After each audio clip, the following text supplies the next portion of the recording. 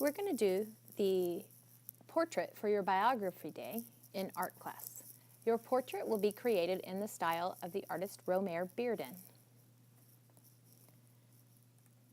Bearden is an African-American artist who worked during the Harlem Renaissance in New York City. The Harlem Renaissance was during the 1920s and 30s and was a period of time when African-American artists, writers, and musicians were innovative and very successful. He was born in North Carolina and lived in New York City until he died. He's famous for these giant collages. I'm going to do my biography day portrait about artist Georgia O'Keeffe.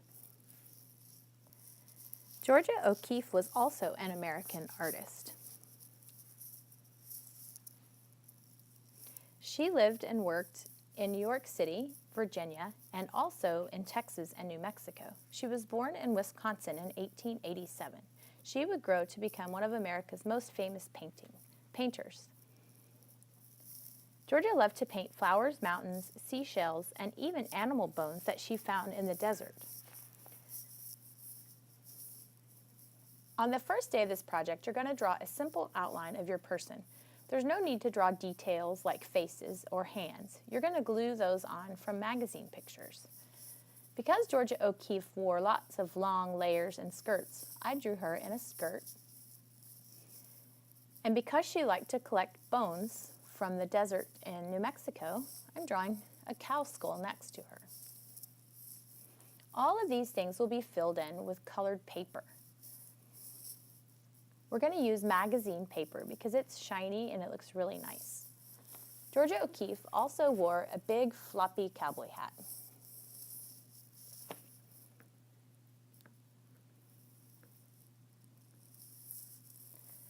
Now, after you finish drawing, you're going to tear out whole pages of magazine with the color that you need. Please don't cut holes in the pages of magazine because it makes it hard for the next person to use. I needed some black, I needed some skin color, and I need some gray. So I'm tearing out a little bit of each. I think I'll use some purple someplace, or maybe I will. This is a lot of one color, so I'm going to tear the whole page out. Remember, I don't need to cut out pieces of the paper, just tear whole pages. This one has black and skin color, and it also has a great eye and a nose if I need to use that for my Georgia O'Keeffe face. The second day you come to art is when we will begin cutting and gluing. I'm making Georgia O'Keeffe's skirt black, so I've cut out lots of chunks of black paper. It's okay if your black papers don't match exactly, or whatever color you're using. This is supposed to look like kind of a patchwork, like Bearden's work did. Glue little bits at a time, and try to find edges that match your picture. And you know, you can always cut a shape to be exactly what you need it to be. Don't cover the entire surface in glue because the glue will dry too fast. I finished the skirt, so now I'm making Georgia O'Keeffe's shirt out of white paper. Some of this paper is sort of grayish and some of it is more white. That's okay. Also, as I'm working, I've covered up Georgia O'Keeffe's hair. I drew her hair on and now I'm covering it up with paper. That's much easier than trying to make the pieces fit around her hair. I can always glue the hair right on top of the shirt later. The same for the belt. Can you see the belt that I drew? I'm just putting paper right over the belt. And I'm even going to put paper over the cow's horn.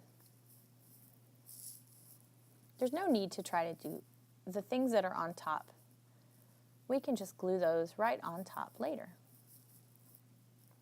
So that means anything that's in front of your drawing can be glued on top of the other things.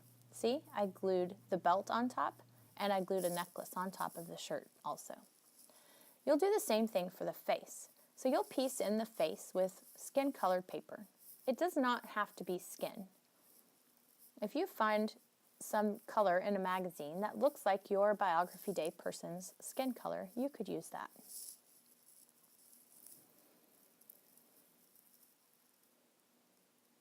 So I'm doing the whole face, and then on top of the face, I'm adding the eyes. I'm also adding the hair.